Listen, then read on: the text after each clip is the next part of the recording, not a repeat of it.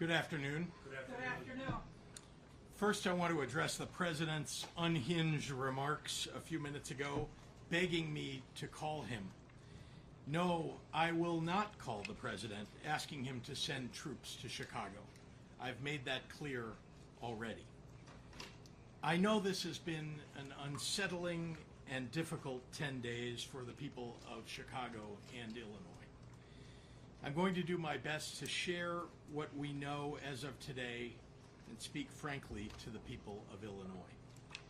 Rumors have been swirling about what the White House has planned, and sifting fact from fiction has been increasingly difficult because Donald Trump's administration is not working in coordination with the city of Chicago, Cook County, or the state of Illinois. I want to take a moment at the top of my remarks to note how truly extraordinary it is for the federal government to refuse to coordinate with local law enforcement and government. Our state police regularly works with the FBI, the ATF, the DEA to go after gangs and gun runners and drug cartels. Under previous White House administrations, we regularly received notice and worked together on crime-fighting operations.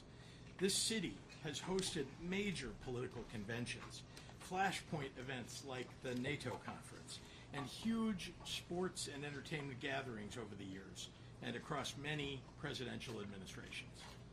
All those events required significant coordination between all levels of government.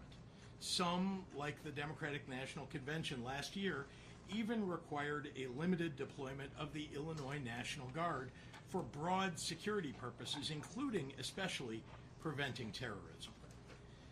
For that four-day event, there were conversations and meetings that began 1 year before the convention between my office, the mayor's office, the county board president's office, CPD, state police, the FBI, the Secret Service, and the Department of Homeland Security.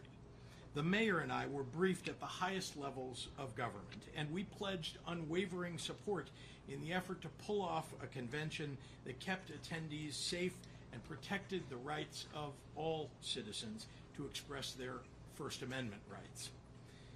The convention was a true success because of that collaboration. Fighting crime requires coordination. We have experienced nothing like that over the past several days and weeks.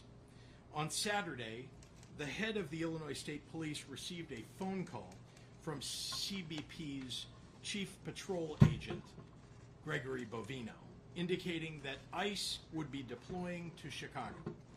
It's the first outreach we have received from the Trump administration on this topic.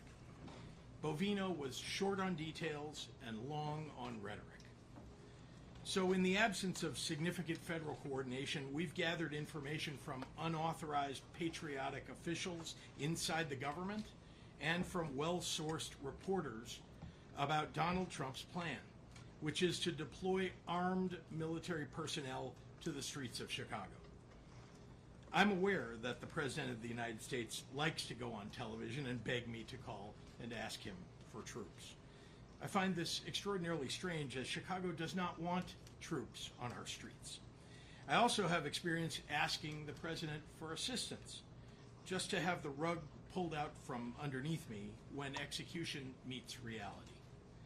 I refuse to play a reality game show with Donald Trump again.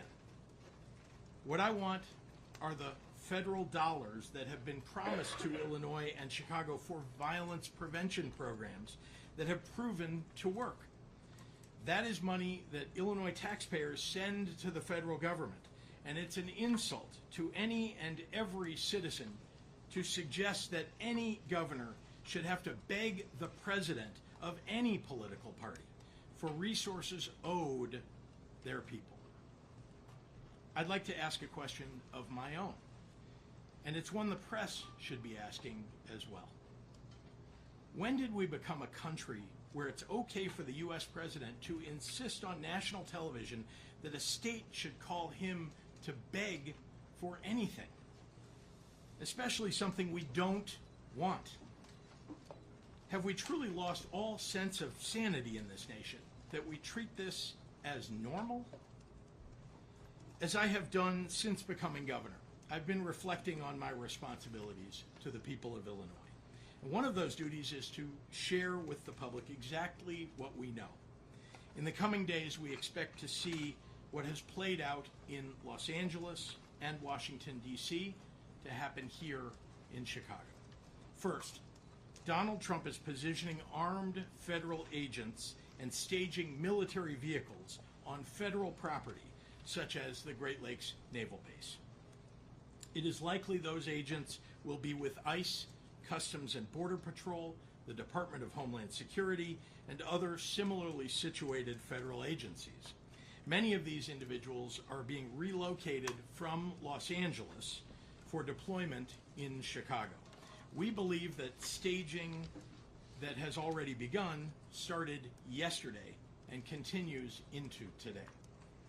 Second, unidentifiable agents in unmarked vehicles with masks are planning to raid Latino communities and say they're targeting violent criminals. As we saw in Los Angeles, a very, very small percentage of the individuals they will target will be violent criminals. Instead, you're likely to see videos of them hauling away mothers and fathers, traveling to work or picking up their kids from school. Sometimes they will detain, handcuff, and haul away children. They are law-abiding individuals who pay taxes and contribute to the communities who feel safe going to work and attending mandatory immigration check-ins. In other words, they're following the law. We have reason to believe that Stephen Miller chose the month of September to come to Chicago because of celebrations around Mexican Independence Day that happen here every year. It breaks my heart to report that we have been told ICE will try and disrupt community picnics and peaceful parades. Let's be clear, the terror and cruelty is the point, not the safety of anyone living here. Third, as lawful citizens exercise their First Amendment rights, Trump and his team will be looking for any excuse to put active duty military on our streets, supposedly to protect ICE. We have reason to believe that the Trump administration has already begun staging the Texas National Guard for deployment in Illinois. I want to be very clear on this point, and I want to speak directly to the press right now. We know before anything has happened here that the Trump plan is to use any excuse to deploy armed military personnel to Chicago. If someone flings a sandwich at an ICE agent, Trump will try and go on TV and declare an emergency in Chicago. I'm imploring everyone, if and when that happens, do not take the bait. Lastly, after about 30 days or so, we believe that they will pick up all of those resources that they send here to Chicago and send them to the next city in a blue state, ignoring cities in red states with higher violent crime rates than we have. None of this is about fighting crime or making Chicago safer. None of it. For Trump, it's about testing his power and producing a political drama to cover up for his corruption. If you need any proof of this, that it's all a big show, well, look at who they're putting in charge. Gregory Bovino, a guy who desperately wants to be a reality TV star.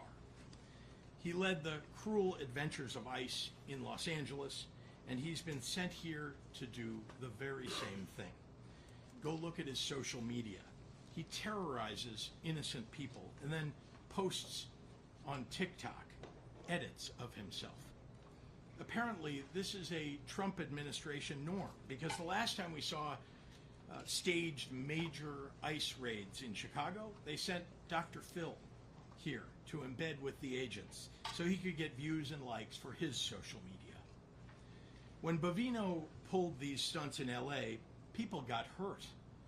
2 innocent people died trying to flee his masked agents.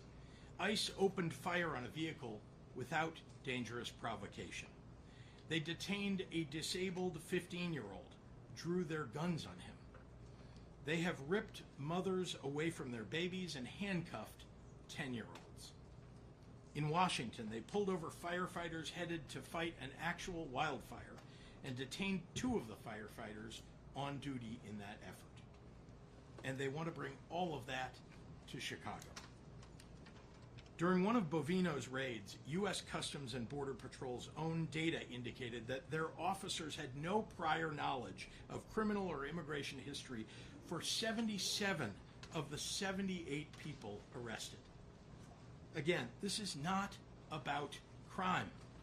More and more reports around these raids include people who were stopped or detained because of how they look, and not because of any threat to the public.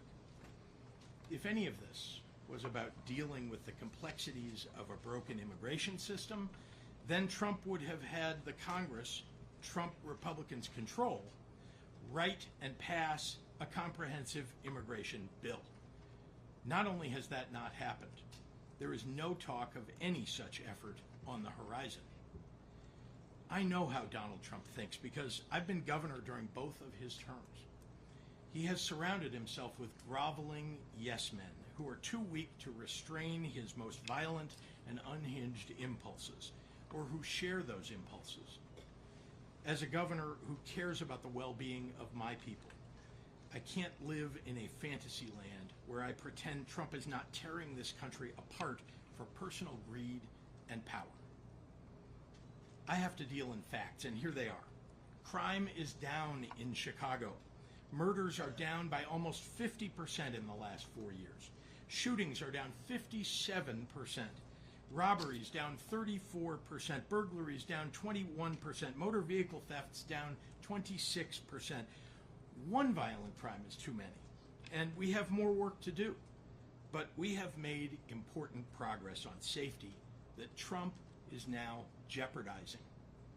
Just during the last week, I've been in neighborhoods across Chicago, from Bronzeville to South Shore to Chatham to Little Village.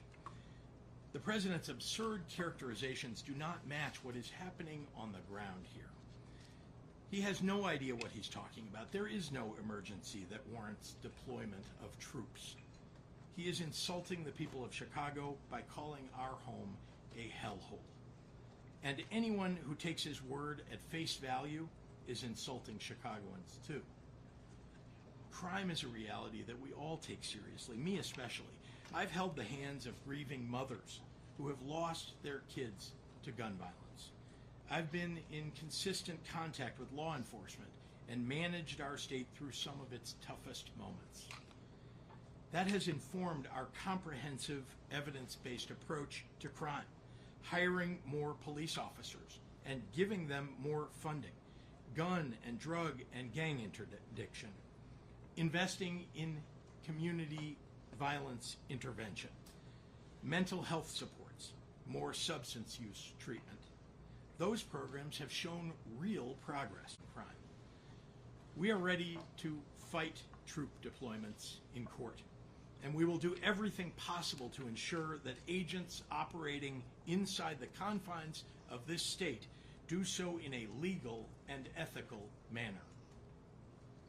To Chicagoans, what you can do is look out for your communities and your neighbors. Know your rights. Film things that you see happening in your neighborhoods and your streets and share them with the news media. Authoritarians thrive on your silence. Be loud for America. To everyone listening, but most especially to the press, I refuse to pretend that any of this is normal. I refuse to concede that the abject cruelty that we're seeing play out with the execution of Trump and Stephen Miller's policies are okay or justified.